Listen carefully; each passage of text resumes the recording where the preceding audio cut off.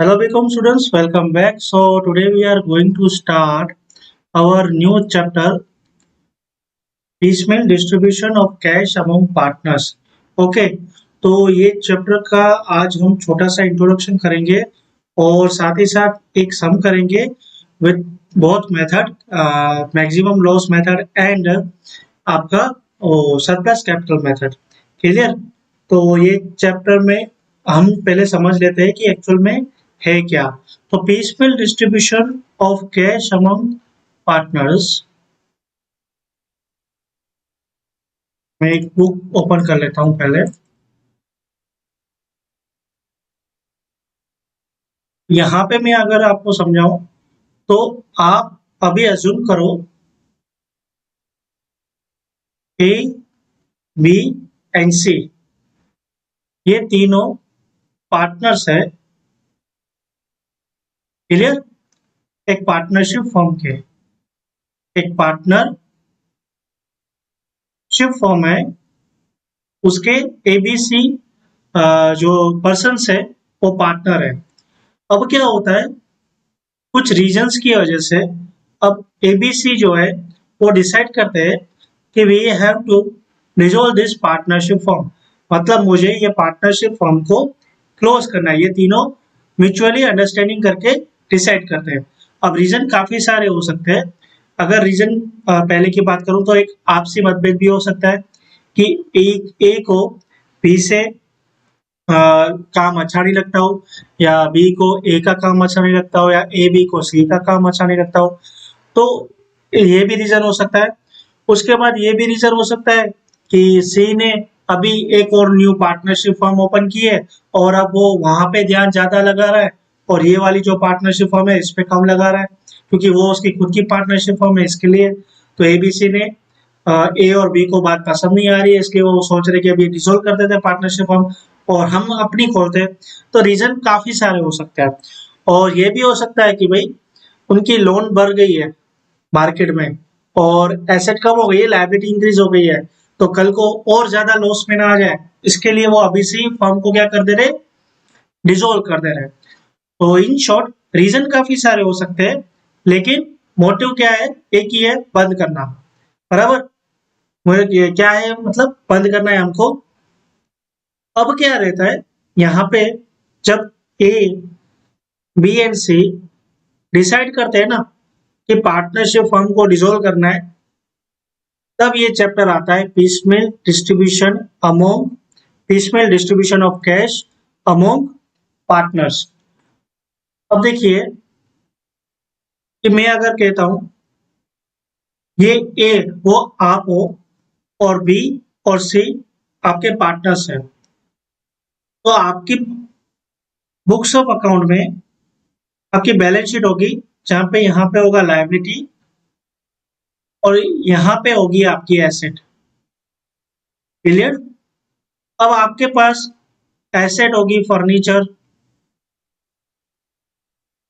Building, vehicle, debtors, cash balance, bank balance. तो ये सारी आपकी एसेट होंगी। ओके, उसके बाद ये आपका कैपिटल होगा ए और ये आपके पार्टनर्स बी और सी उनका कैपिटल होगा। उसके बाद आपकी एक आधा कोई बैंक में लोन होगी और उसके बाद आपके कोई क्रेडिटर्स भी पे ऑफ करने के बाकी रहेंगे। तो ये कब की होगी बैलेंस शीट, जब आपका फॉर्म डिसॉल्व हो रहा है। तो इस तरह से आपका बैलेंस शीट होगा। अब क्या होगा कि ऑन द सेम डे, मतलब आज आपने सोचा कि मुझे फॉर्म डिसॉल्व करनी है, तो क्या आज के आज आपकी सारी एसेट बिक जाएंगी? नहीं हो सकता ना, पॉसिबल नहीं है। तो क्या होगा, धीरे धीरे करके एसेट बिकेगी। मतलब कैश और बैंक तो वो मेरे पास है, कोई इशू नहीं है, लेकिन डेप्टर होंगे, उनको मैंने आज बोला तो वो आज के आज पैसा नहीं देंगे, कम से कम वो 30 डेज तो लेंगे। या कोई डेप्टर होगा वो 60 डेज भी ले सकता है, कोई डेप्टर होगा वो ऑन द सेम डे भी पेमेंट कर सकता है। ठीक है? अब बात आती है व्हीकल, बिल्डिंग, फर्नीचर। ये तो डिपेंड किस पे करता है, मार्केट में जब कस्टमर मिले, अच्छा भाव मिले, तब जाके हम वो एसेट बेचेंगे। तो इन शॉर्ट कहना मैं ये चाहता हूं कि वन बाय वन एसेट धीरे धीरे बेची जाएंगी और जैसे जैसे पैसे आएंगे हम लायबिलिटीज को पे करते जाएंगे। हम क्या करेंगे, लायबिलिटीज को पे करते जाएंगे। तो यहाँ तक आपको बात समझ में आया कि यहाँ पे आपकी एसेट धीरे धीरे आप बेचोगे और धीरे धीरे आप अपने पार्टनरशिप में जो लायबिलिटी साइड लायबिलिटीज करी है वो पे करोगे। अब क्या होता है, आप डायरेक्ट जो भी एसेट में पैसे आ रहे हैं, देखिए इसका कुछ सिस्टम है। सबसे पहले आपको क्या पे करना है, उसके बाद आपको क्या पे करना है, उसके बाद आपको क्या पे करना है, स्टेप्स है। तो अगर मैं स्टेप की बात करूं तो सबसे पहले जो भी आपके एसेट बेचने के बाद पैसा आता है, पहला स्टेप ये रहता है कि आपको आपने जो फॉर्म डिसॉल्व कर रहे हो उसके लिए एक्सपेंस उसको साइड में रख देना। अब अगर मैं बुक्स के सम की बात करूं तो वो लोग आपको ये बोलेंगे कि इतना पैसा डिसोल्यूशन एक्सपेंस के लिए रिजर्व में निकाल दो। अब क्या होगा, सारी एसेट बेच गई, सबको पैसा दे दिया, फिर लास्ट में डिसोल्यूशन का खर्चा था वो कौन पे करेगा? क्योंकि अगर मैं एसेट बेच रहा हूँ तो उस पे डॉक्यूमेंटेशन जो भी होगा, अगर मैं एग्जांपल दे दूं आपको कि आप बिल्डिंग बेच रहे हो तो बिल्डिंग बेचने के लिए अभी एक स्टेट एजेंट हायर करोगे, उसकी फीस लगेगी। उसके बाद नोटरी करोगे तो नोटरी वकील की भी फीस लगेगी। ओके, उसके बाद आप जो भी बेचोगे बिल्डिंग और ये सब, उस पे जो खर्चा आएगा डॉक्यूमेंटेशन का, तो ये सारे खर्चों को मैं डिसोल्यूशन एक्सपेंस बोलूंगा। अब वो भी तो मुझे पे करने पड़ेंगे, तो उसके बाद जो पैसा बचेगा ना वो मुझे डिस्ट्रीब्यूट करना है। तो इन शॉर्ट सबसे पहला मेरा खर्चा तो डिसोल्यूशन एक्सपेंस निकालना है। और बुक में आपको रिजर्व दे देंगे, नहीं दिया है तो अच्छी बात है, मैं नहीं निकालूंगा। फिर सेकंड स्टेप पे आपको क्या पे करना है, सेकंड स्टेप पे आपको आउटसाइडर लायबिलिटीज को पे करना है। अब आउटसाइडर लायबिलिटीज में आपकी क्या क्या आ जाएंगी, आउटसाइडर लायबिलिटीज में आपके आएंगे एक तो बैंक लोन और एक आएगा क्रेडिटर। आपके बुक में सिर्फ बैंक लोन और क्रेडिटर है, तो मैं आपको यही समझाऊंगा, आउट ऑफ स्कोप नहीं जा रहा मैं। बैंक लोन कोई भी हो सकती है, मॉर्गेज हो सकती है, या कोई फर्म को चलाने के लिए हमने लोन लियो, ठीक है, तो कोई भी लोन हो सकती है, मतलब बैंक लोन होगी वो। और एक आपके होते हैं क्रेडिटर्स। अब एक कुछ कहीं पे भी ऐसा भी आ जाएगा कि आपके बैंक लोन सपोज करो 50,000 है और क्रेडिटर्स भी 50,000 खड़े हैं, आपके पास पहली इंस्टॉलमेंट आती है 30,000 की, धीरे धीरे करके पैसा आएगा। मेरे पास तो आउटस्टैंडिंग तो अमाउंट मेरे पास नक्की रहेगा ना कि 50 इसको देना है लोग बैंक वालों को और 50 देना है क्रेडिटर को। पहली इंस्टॉलमेंट आई मेरे पास 30,000, अब 30,000 में से मैं पहले बैंक लोन वाले को दूं कि क्रेडिटर को दूं, ठीक है। तो इसके लिए एक सिंपल क्या करना है, इन दोनों का जो भी अमाउंट है इसका रेशियो निकाल दो। तो 50,000 और 50,000 का अगर मैं रेशियो निकालू तो 1:1 आएगा। क्या आएगा? 1:1। मतलब मैं 30,000 1:1 में बांट दूंगा इन दोनों को। जब तक ये नील नहीं होंगे तब तक तो मैं आगे नहीं बढ़ने वाला। ये मेरे को फॉर्मूला यहाँ पे यूज करना है, मतलब मैं इन दोनों का रेशियो निकालूंगा, फिर जो भी बैलेंस बचेगा मैं इनको बांट दूंगा। हाँ, ऐसा भी हो सकता है कि 50,000 का और 50,000 का लाख होता है, मेरे पास पहली इंस्टॉलमेंट 1.5 लाख आ जाती है, तो मैं क्यों निकालू रेशियो, मैं 50 इसको दे दूं, 50 इसको दे दूं, बाकी 50 आगे वाले स्टेप में जिसको देना होगा उसको दूंगा। तो यहाँ पे मेरे को रेशियो निकालने की जरूरत पड़ी नहीं पड़ी। मतलब कहाँ पे निकालने की जरूरत पड़ेगी, जब मेरे पास इंस्टॉलमेंट अमाउंट कम हो और देने का ज्यादा होगा। और देने के स्टेप में दो लोग एक साथ आ जाएंगे, मतलब स्टेप 2 में देखो आउटसाइड लाइबिलिटी में दो जने, क्रेडिटर्स और लोन दोनों आके खड़े हो जाएंगे और मेरे पास है ही नहीं पैसा, तो मैं कैसे दूंगा, मैं इनके प्रोपोर्शनेट कैपिटल में, मतलब प्रोपोर्शनेट आउटस्टैंडिंग अमाउंट पे करूंगा। तो यहाँ पे आपको ये पॉइंट समझ में आ गई। अब स्टेप 3 में मैं क्या करूंगा, स्टेप 3 में मैं पे करूंगा पार्टनर्स के लोन। अब क्या होता है, काफी बार बिजनेस में पार्टनर्स जो होते हैं वो तो अपने हिसाब से कैपिटल लाते हैं, एडिशनल पैसा भी लेके आते हैं जिसको हम पार्टनर्स लोन बोलेंगे। ओके, उनके डीड में मेंशन होगी, उस हिसाब से हमको वो लुकआउट नहीं है। हमारा ये है कि पार्टनर्स लोन अगर है तो थर्ड स्टेप, कैपिटल से पहले मैं पार्टनर्स लोन को पे करूंगा। पहला स्टेप क्या था हमारा, डिसोल्यूशन एक्सपेंस। सेकंड स्टेप क्या था, हमारी आउटसाइड लायबिलिटीज। थर्ड हमारी ये, इसको मैं ये कह सकता हूँ internal liabilities. Internal liability. Internal liability में आपकी दो ही आएंगी, एक आएगा पार्टनर का लोन और एक आएगा पार्टनर का कैपिटल। तो मुझे पार्टनर का लोन पहले पे करना है और उसके बाद स्टेप नंबर 4 आएगा आपका पार्टनर्स कैपिटल।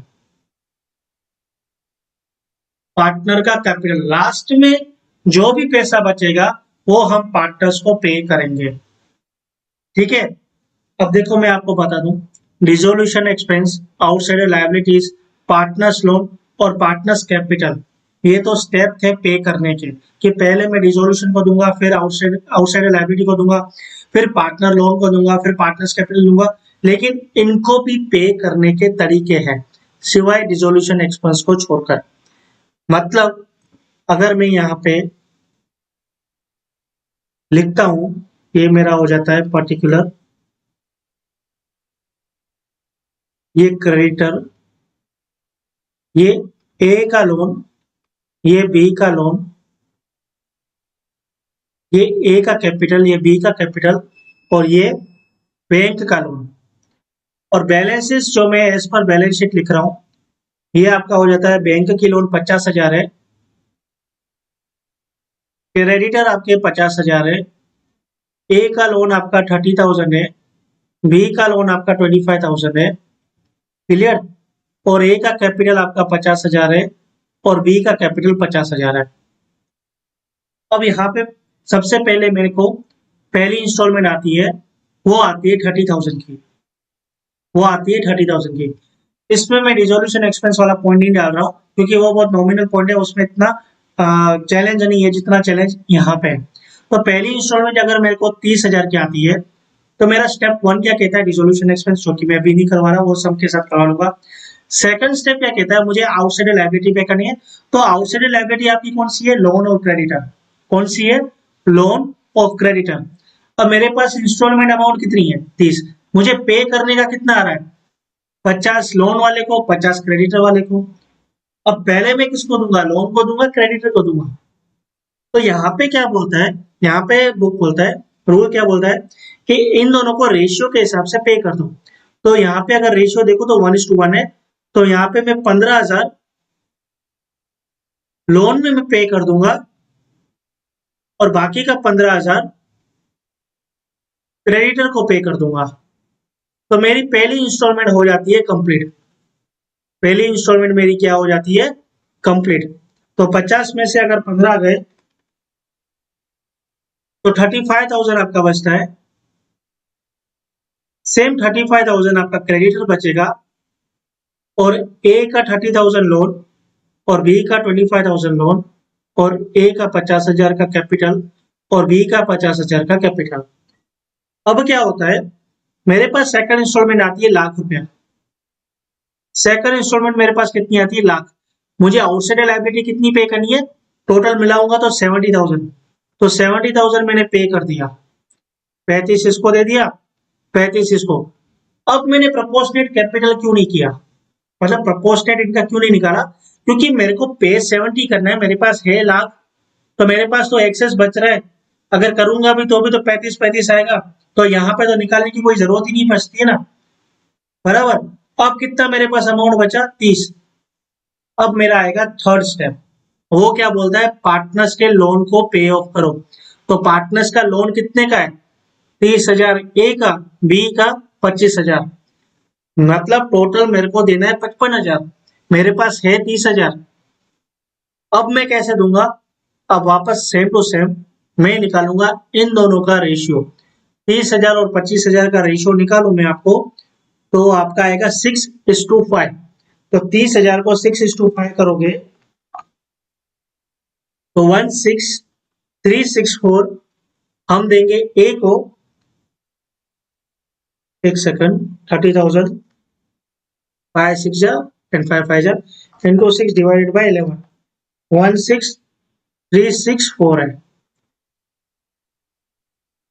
और माइनस करो 30 तो 13,636 वो मैं दूंगा बी को। मतलब क्या रहता है कि स्टेप 2 और स्टेप 3 है, वहां पे अगर आपको देने का ज्यादा बनता है और आपके पास इंस्टॉलमेंट अमाउंट कम है तो आपको रेशियो के हिसाब से डिस्ट्रीब्यूट कर देना है इन लोगों को। क्लियर? फिर ये लोग आउटसाइडर लायबिलिटी और आपके पार्टनर्स के लोन जीरो हो जाएंगे। उसके बाद हमको कैपिटल को देना है। अब कैपिटल का देने का तरीका थोड़ा अलग है। उसके लिए मुझे करना पड़ेगा, कैपिटल फैक्टर निकालना पड़ेगा। अब कैपिटल फैक्टर में आपको ऐसे ही नहीं करवा रहा हूँ, यहाँ पे मेरा इंट्रोडक्शन कंप्लीट होता है। पहले मैं आपको इंट्रोडक्शन कंप्लीट करवा लेता हूँ पूरा डीपली। तो यहाँ पे आप देख रहे हो टुकड़ों टुकड़ों में पैसा आ रहा है और टुकड़ों टुकड़ों में मैं पैसा सबको बांट रहा हूँ उनके स्टेप वाइज। तो इसी को ही बोलते हैं पीसमेल डिस्ट्रीब्यूशन ऑफ कैश। ठीक है, अमंग पार्टनर्स। अब पार्टनर्स को हम बाद में देंगे, पहले इनको देंगे, उसके बाद जो भी पैसा बचेगा वो हम किसको देंगे? पार्टनर्स को देंगे। और उनके दो मेथड है। ये वाला जो मैं मेथड कर रहा था, ठीक है, ये वाला जो मेथड कर रहा था ये नॉर्मल मेथड है। मतलब अगर मैं सरप्लस कैपिटल मेथड करूंगा तो भी यही मेथड फॉलो करूंगा, और अगर क्या बोलते हैं मैक्सिमम लॉस मेथड करूंगा तो भी यही मेथड फॉलो करूंगा। लेकिन सरप्लस कैपिटल में मुझे एक और चीज करनी पड़ती है, वो कैपिटल फैक्टर निकालना पड़ता है, और मैक्सिमम लॉस में मुझे वो चीज नहीं करनी पड़ती है। ठीक है, अब कैपिटल फैक्टर में क्यों निकालता हूँ वो मैं आपको आगे जब आप ये सम करेंगे 43 का तब मैं आपको अच्छे से समझाऊंगा। तो यहाँ तक आपको समझ में आया कि मैं किस तरह से स्टेप बाय स्टेप बांटने वाला हूँ, और लास्ट में पार्टनर्स को जो मुझे पे करना है वो कैपिटल फैक्टर में मैं पे करूंगा। तो यहाँ तक आपको समझ में आ गया टुकड़ों टुकड़ों में पैसा देना है हमको ये वाले चैप्टर में। तो चलिए अब हम आते हैं, अब ये फॉर्मेट को हम कर देते हैं क्लोज। अब हम आते हैं सब नंबर 43 में। ये हमारा मैक्सिमम लॉस का फॉर्मेट रहेगा, ये नेक्स्ट फॉर्मेट रहेगा। चलिए, तो सम नंबर 43 आज हम करने वाले हैं तन मन धन। तो Tan Man Dhan are partner sharing profit and loss in the ratio of 3:2:1 respectively. Or the firm was dissolved on 31/3/2018. On that balance sheet was as under. अब 31/3/2018 को फर्म डिसॉल्व हो रही है और उनकी कैपिटल ये रहे धन मन, और धन के कैपिटल ये रहे, और यहाँ पे लोन ऑफ मन मतलब पार्टनर का लोन भी है और क्रेडिटर्स है। तो हमारे स्टेप क्या बोलते हैं? पहला डिसोल्यूशन, उसके बाद क्रेडिटर्स, उसके बाद लोन, उसके बाद कैपिटल। एसेट साइड क्या है आपका? Fix asset, stock, debtor, cash. अब पैराग्राफ में क्या दिया इन्होंने? The asset was realised in installment. Asset installment के साथ रियलाइज हुई है, मतलब धीरे धीरे करके बिकी है। And payments were made on the proportionate capital basis, और पेमेंट हमने प्रोपोर्शनेट कैपिटल बेसिस पे किया है। 5,000 were set aside as reserve for dissolution expense. 5,000 हमको डिसोल्यूशन एक्सपेंस में रिजर्व करके निकालना है, और एक्चुअल डिसोल्यूशन एक्सपेंस हमारा जो आया था वो 4,000 है, मतलब वो 30/6/2018 को था। तो 30/6/2018 हमारी आ जाती है लास्ट इंस्टॉलमेंट डेट। मतलब लास्ट इंस्टॉलमेंट डेट को मुझे पता चलता है मेरा एक्चुअल खर्चा कितना आया था? 4,000 आया था। और ये रही हमारी पहली इंस्टॉलमेंट 35,000, सेकंड 50 और थर्ड 73। और प्रिपेयर करना statement showing piecemeal distribution of cash as per surplus capital method, और सेकंड क्या है? Maximum loss method. क्लियर? तो सरप्लस कैपिटल मेथड के लिए मुझे टोटल 3 फॉर्मेट बनाने पड़ते हैं। एक बनाना पड़ता है कैलकुलेशन ऑफ कैपिटल फैक्टर, और दूसरा बनाना पड़ता है स्टेटमेंट शोइंग सरप्लस कैपिटल, और थर्ड जो नॉर्मल सब में बनता है वो है statement showing piecemeal distribution of cash. सबसे पहले वाले कैपिटल फैक्टर में सम की शुरुआत में ये वाला जो आपका सरप्लस कैपिटल मेथड है, सबसे पहले मुझे निकालना पड़ेगा कैपिटल फैक्टर। अब कैपिटल फैक्टर क्या होता है मैं आपको समझाता हूं। कैपिटल फैक्टर आपको बताता है कि कौन अपने शेयरिंग रेशियो के हिसाब से सबसे ज्यादा और सबसे कम कैपिटल लाया है। पर्टिकुलर ये आपका तन मन और धन। तो यहां पे मैं लिखूंगा एक्चुअल कैपिटल। तो एक्चुअल कैपिटल तो अगर देखूं तो तन का सबसे ज्यादा है 72,000, और मन का सबसे कम 32,000, और धन का 36,000 नॉर्मल बीच का।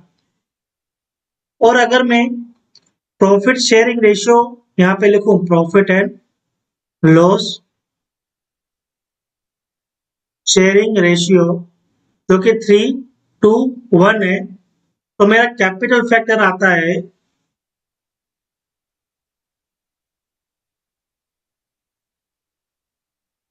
72,000 डिवाइड बाय 3 करूंगा तो 24,000 और 32,000 डिवाइडेड बाय 2 करूंगा तो 16,000 और इसका आएगा 36,000।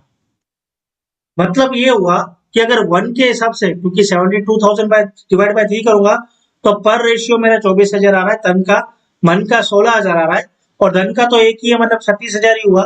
तो यहाँ में अगर देखूं तो मन है वो सबसे कम कैपिटल ला रहा है अगर शेयरिंग रेशियो की बात करें, और तन है वो सेकंड नंबर पे आ रहा है और धन है वो थर्ड नंबर पे आ रहा है लोवेस्ट से। लोवेस्ट में मन सबसे पहले है, धन सेकंड है और धन थर्ड है। अब लोवेस्ट सबसे वन क्यों दे रहे हैं? क्योंकि जो सबसे कम ला रहा है वो यहाँ पे सरप्लस कैपिटल में सबसे पहले वो खत्म करेंगे उसका कैपिटल। तो यहाँ पे मैं लिख दूं हेयर मन कैपिटल इज लोवेस्ट।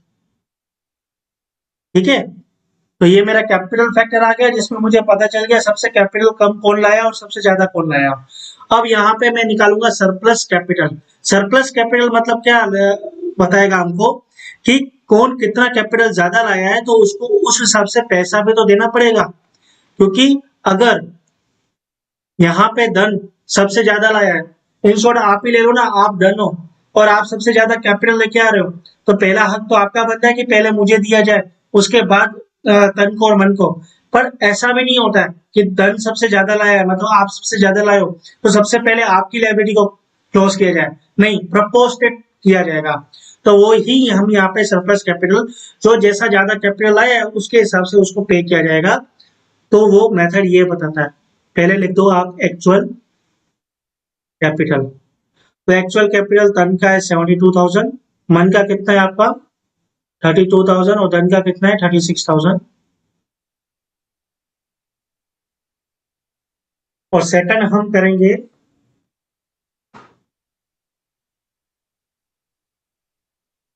लेस कर देंगे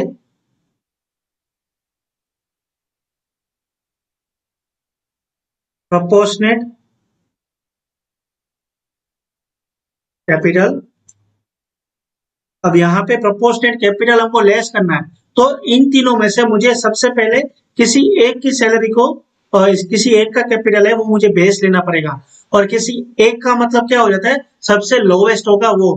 तो यहाँ पे लोवेस्ट सबसे पहले कौन है, मन, और सेकंड कौन है, तन, और थर्ड कौन है, धन।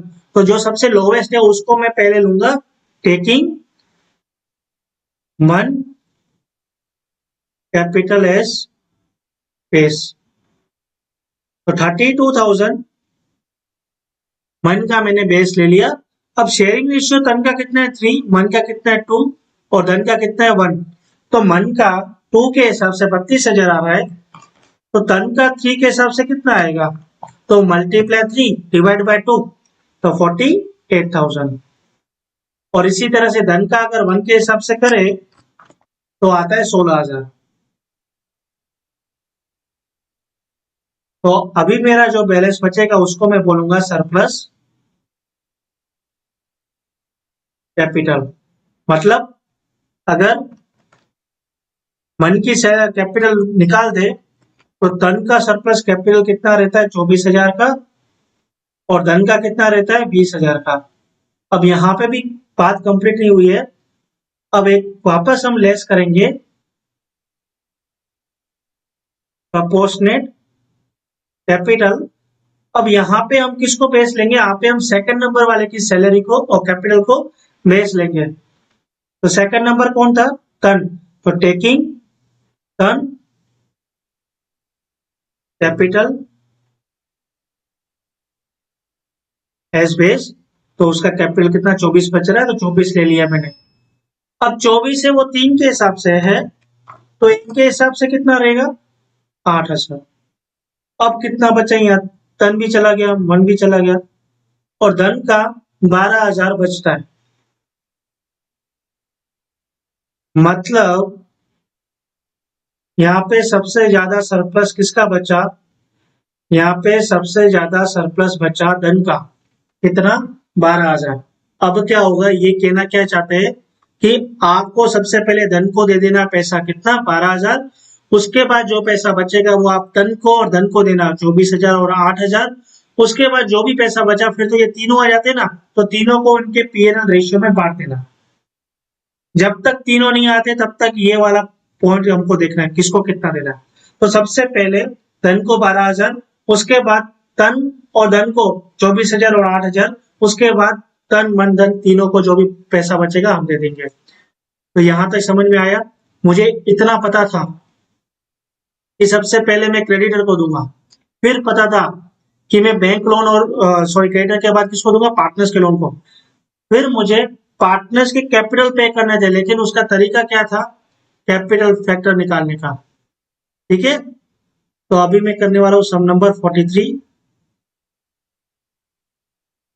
43 का पीसमेल डिस्ट्रीब्यूशन ऑफ कैश। ये आपका पर्टिकुलर, यहाँ पे आपके आएंगे क्रेडिटर्स। ये आपकी किसकी लोन थी?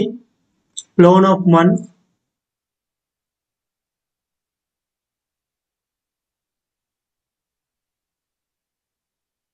यहाँ पे तन,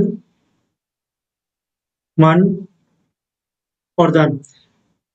अब आप सबसे पहले balance as per balance sheet यहाँ पे नोट डाउन कर दीजिए। तो आपके क्रेडिटर्स 50,000 के और 10,000 मन की लोन है, और कैपिटल तन का 72,000, मन का आपका है 32,000 और धन का आपका है 36,000। ये आपके कैपिटल्स है। तो ये balance as per balance sheet है। अब आपको धीरे धीरे एसेट से पैसे आ रहे हैं इंस्टॉलमेंट से, और आपको वन बाय वन इनको पे ऑफ करना है। तो सबसे पहले यहाँ पे आपका लेस होगा। आपके पास कैश बैलेंस होता है वो पहले लिखते हैं, क्योंकि कैश तो इन हैंड है ना। तो 10,000 यहाँ पे लिख दो,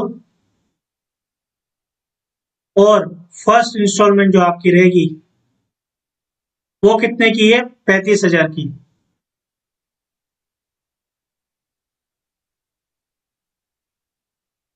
तो टोटल मेरे पास कितना पैसा आ गया? 45,000 आ गया। इसमें से मैं रिजर्व पहले साइड कर दूं, किसका? रिजोल्यूशन एक्सपेंस का। कितना रिजोल्यूशन एक्सपेंस का करूंगा? 5,000 निकाल दूंगा। तो अब मेरे पास कितना बैलेंस बचा? 40,000। और 40,000 ये मैं पे कर दूंगा आउटसाइडर लायबिलिटी को, पेड टू क्रेडिटर्स। क्योंकि स्टेप बाय स्टेप चलना है मेरे को। रिजोल्यूशन निकाल दिया, स्टेप टू क्या बोलता है? क्रेडिटर को पे करना है। तो 40,000 मैंने क्रेडिटर को पे कर दिया। अब तो मेरे पास कोई बैलेंस नहीं बचता, तो यहाँ पे डैश कर दूंगा। अब यहाँ पे मैं लिखूंगा बैलेंस आफ्टर फर्स्ट इंस्टॉलमेंट। तो यहाँ पे रहता है 10,000, यहाँ पे भी 10,000, यहाँ पे 72,000, यहाँ पे 32,000 और यहाँ पे 36,000। तो ये मेरे बैलेंसेस आफ्टर फर्स्ट इंस्टॉलमेंट होता है। अब सेकंड इंस्टॉलमेंट यहाँ से मैं लेस करूंगा। तो सेकंड इंस्टॉलमेंट आपकी कितने की है?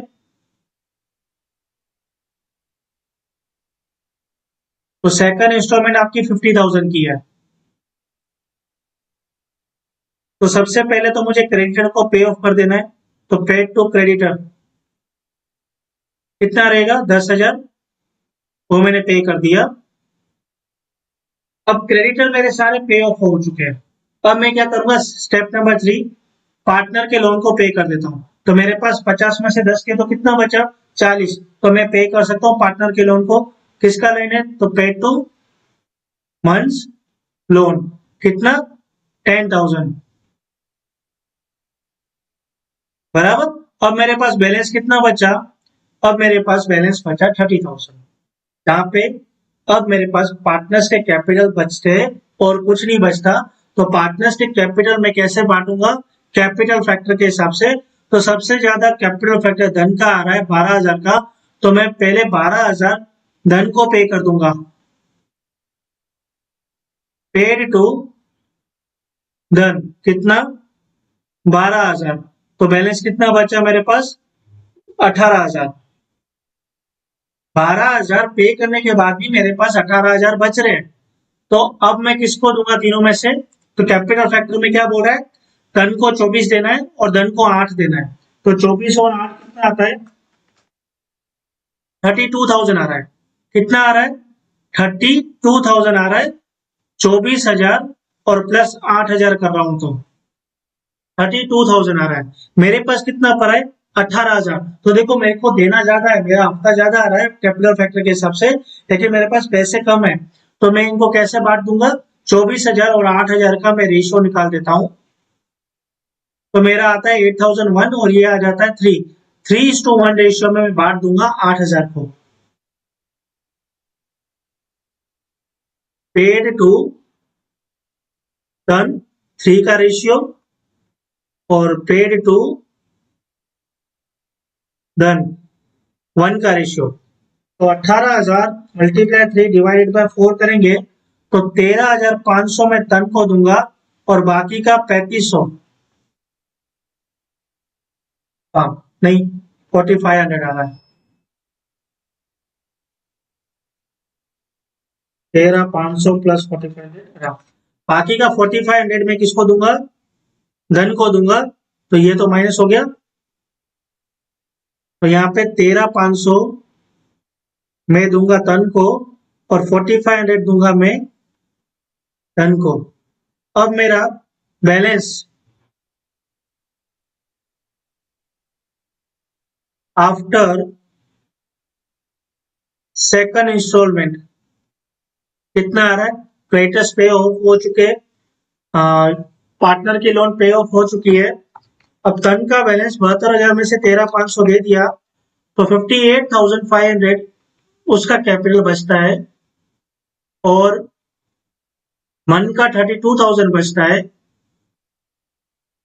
और धन का 36,000 था, उसमें से मैंने 12,000 और 4,500 पे कर दिया तो बाकी बचा 19,500। समझ में आया? अब हम करेंगे लेस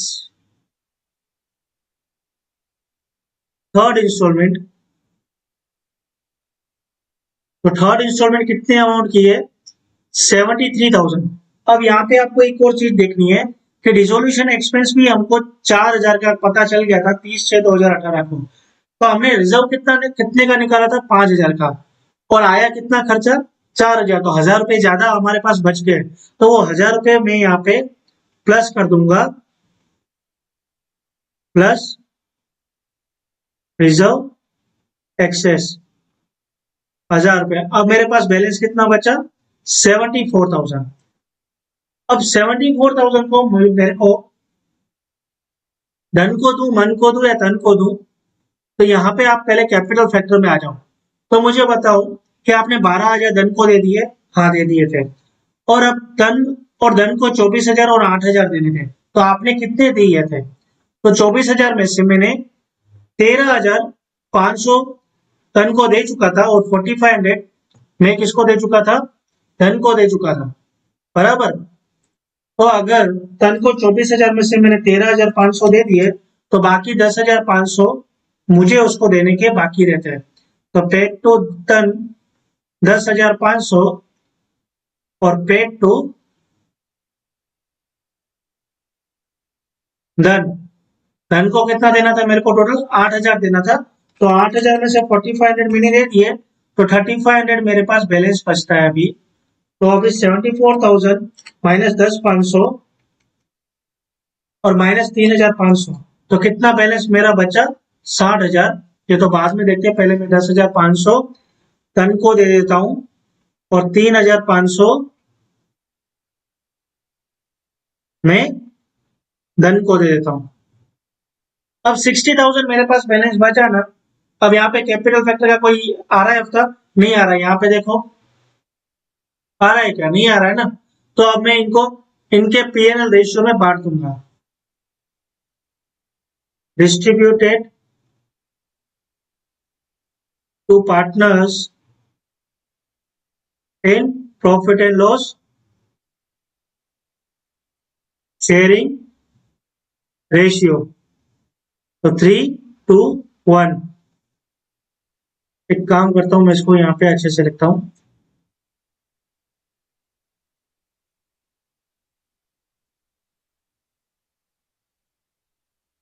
ये 60,000 बचा ना आपका, यहाँ पे लिखते हैं अपन।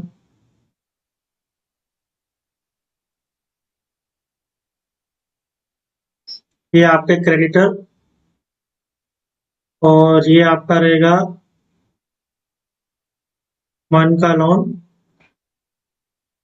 और ये आपका तन, ये आपका मन, और ये आपका धन। क्लियर? तो यहाँ पे अगर मैं बात करूं तो क्या था, बैलेंस कितना बच रहा है, हम यहाँ पे बैलेंस आगे लेके नहीं आ रहे। 60,000 है ना, 60,000 यहाँ पे बचा है। तो paid to partners in their P&L sharing ratio. तो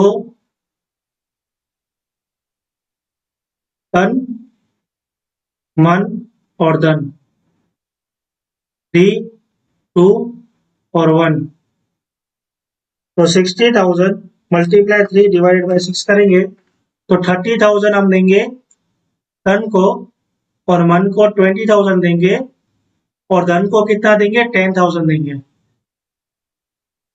तो 60,000 को हमने दे दिया। अभी मेरे पास कोई इंस्टॉलमेंट भी नहीं बचती है, तो मेरे पास 58,500 माइनस करेंगे 10,500, और माइनस करेंगे 30,000, तो 18,000 का कैपिटल और देने का तन को बचता है मेरे पास। और मन का 32,000 है, उसमें से अगर मैं 20,000 निकाल दूं तो 12,000 मन को और देने का बनता है।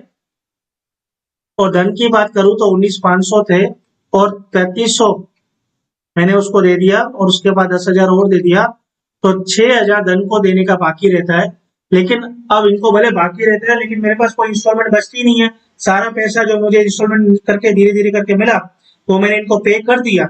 तो ये मेरा क्या बचा अभी, ये मेरा लॉस बचा, और उसको हम बोलेंगे रियलाइजेशन ऑफ लॉस।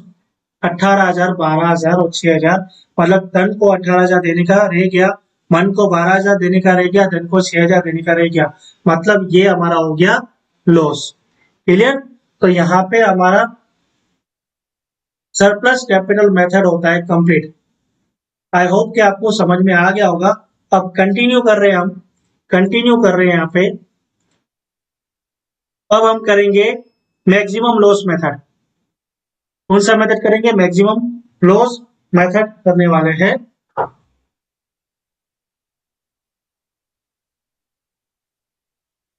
तो 1 सेकंड खाली मुझे देना।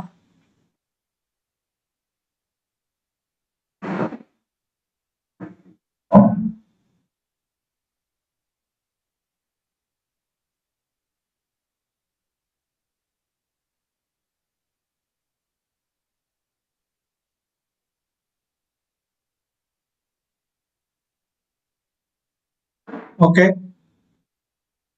तो अब हम करने वाले मैक्सिमम लॉस मेथड। सेम 43 सम,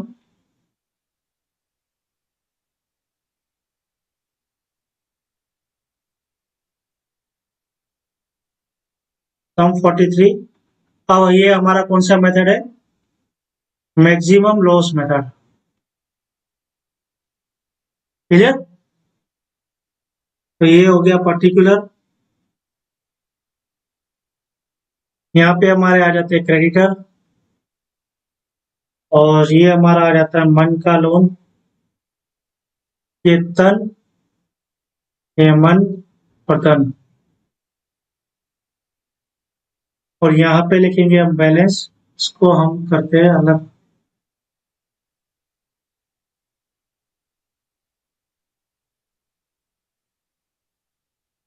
balance as per balance sheet.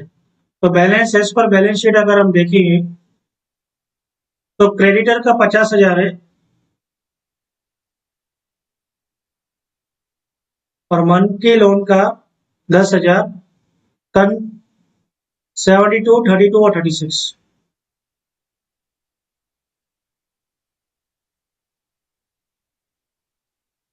Clear ना? 50, 10, 72, 32 और 36। अब मैक्सिमम लॉस मेथड में और सरप्लस कैपिटल जो आपका मेथड था, दोनों में फर्क ये है कि हम जब पार्टनर्स को पैसा देने की बात आती है ना, वहां से चेंज शुरू होता है। तो देखा होगा आपने, सरप्लस कैपिटल में हमने पहले किसको दिया था? क्रेडिट। स्टेप वही फॉलो करना है।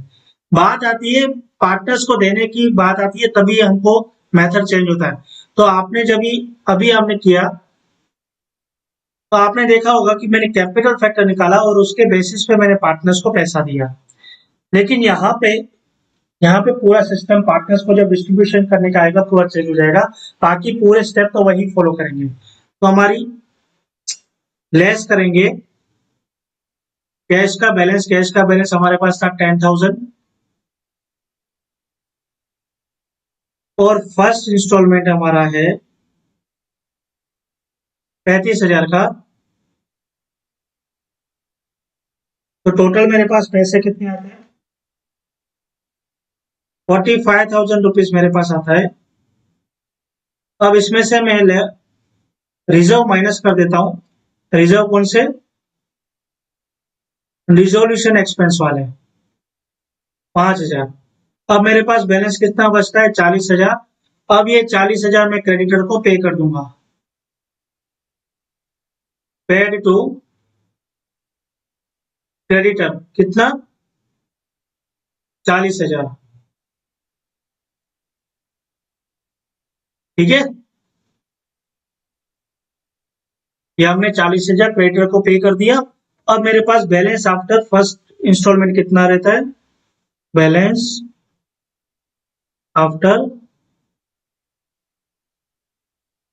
फर्स्ट इंस्टॉलमेंट 10,000 क्रेडिटर का, मन की लोन का 10,000, 72,000 टन, मन आता है 32,000 और धन आता है 36,000। क्लियर? स्टेप वही फॉलो करने हैं जब तक पार्टनर्स वाले तक हम नहीं आ जाते। फिर आएगा सेकंड इंस्टॉलमेंट।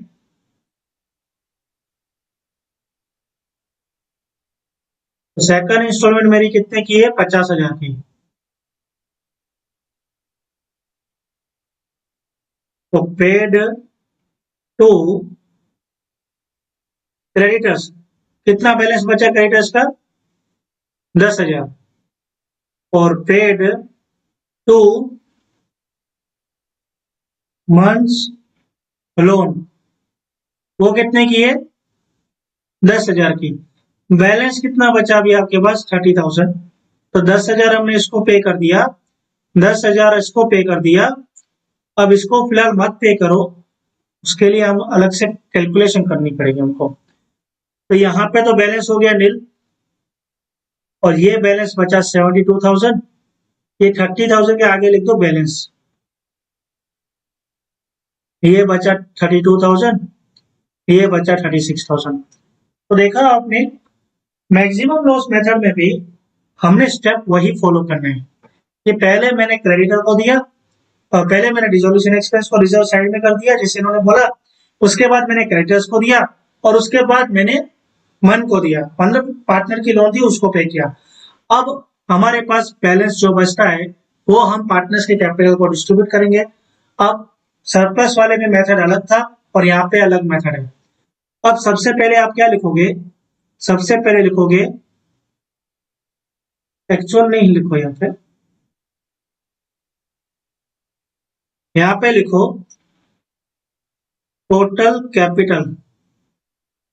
तो टोटल कैपिटल अगर यहाँ पे देखोगे तो 72,000 प्लस 32,000 प्लस 36,000, तो 1,40,000 का आपको टोटल कैपिटल पे करना है।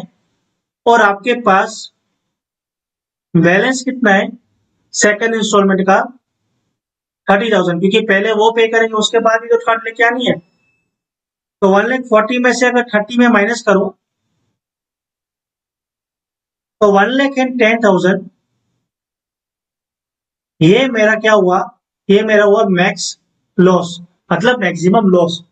अब ये मैक्सिमम लॉस है, वो मैं डिस्ट्रीब्यूट करूंगा, distribute to partners in profit and loss sharing ratio. तो 1,10,000 इंटू 3 डिवाइडेड बाई 6 करूंगा, तो 55,000 टन के अकाउंट में,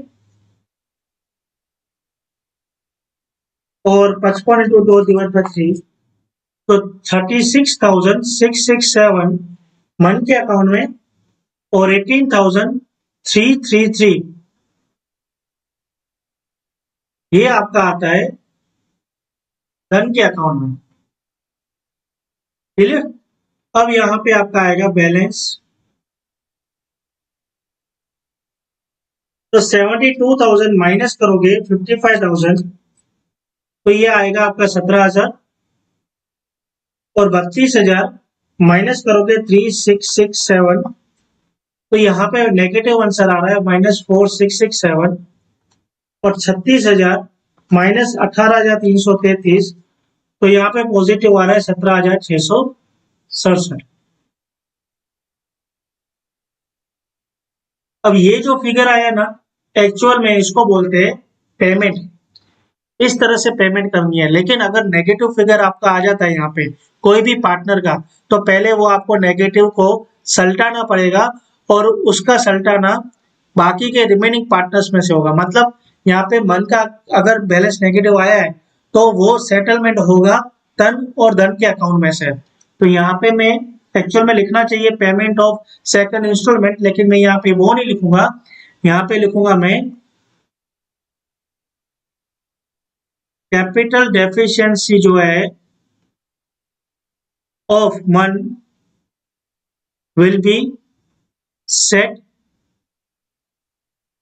from Tan and Dhan in PNL share.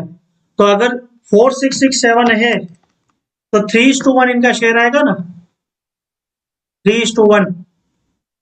तो 4667 को इंटू 3/4 करूंगा, तो 3500 है वो टन दे देगा,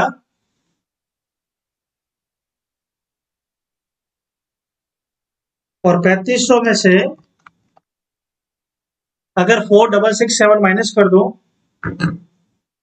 बराबर 4667 माइनस 3500 कर दो, तो 1167 वो टन दे देगा। ठीक है, और यहाँ पे अभी जो बैलेंस आएगा उसको मैं कहूंगा payment of second instalment.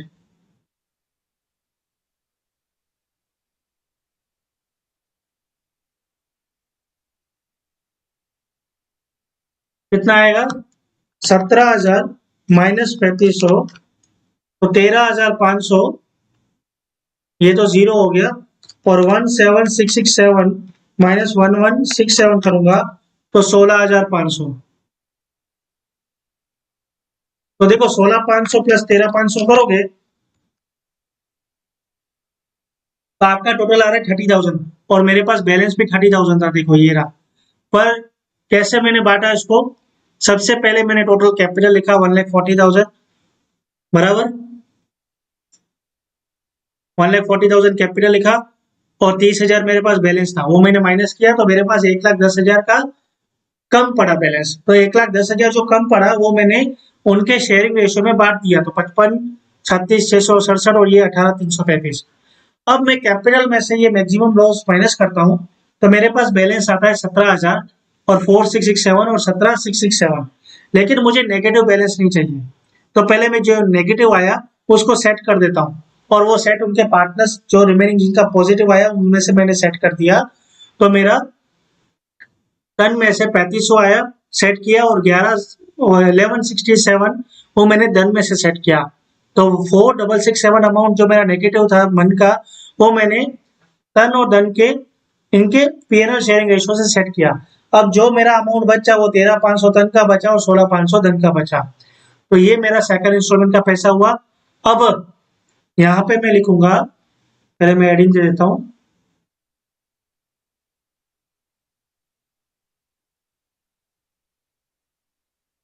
Particular creditor, मन का लोन, तन, मन और धन।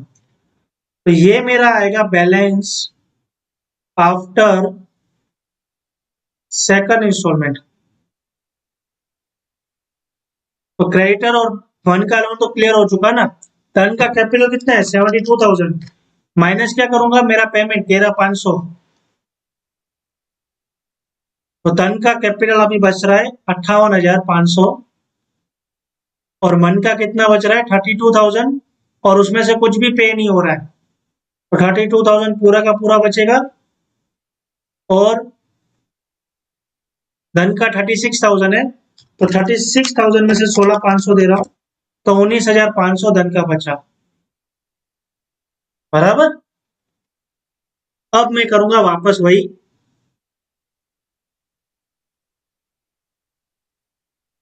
मेरा टोटल कैपिटल कितना है, एक सेकंड, थर्ड इंस्टॉलमेंट। तो थर्ड इंस्टॉलमेंट मेरी कितने की है 73,000। अब 73,000 में मैं अपना जो लास्ट इंस्टॉलमेंट है और लास्ट इंस्टॉलमेंट में मेरे को डिसोल्यूशन का खर्चा मालूम पड़ गया था 4,000 का है। तो 1,000 मेरा जो ज्यादा बचा वो रिजर्व में प्लस कर दूंगा। रिजर्व एक्सेस कितना 1,000। तो मेरे पास टोटल इंस्टॉलमेंट अमाउंट कितनी हो गई 74,000। अब इसमें से मैं लेस करूंगा टोटल कैपिटल मेरा। तो टोटल कैपिटल मेरा कितना आता है 58,500 प्लस 32,000 प्लस 19,500 तो 1,10,000। तो 1,10 में से मैंने 74,000 माइनस किया तो 36,000 मेरा क्या आया 36,000 मेरा मैक्सिमम लॉस आया। बराबर। अब ये 36,000 को मैं डिस्ट्रीब्यूट करूंगा partners in their P&L sharing ratio.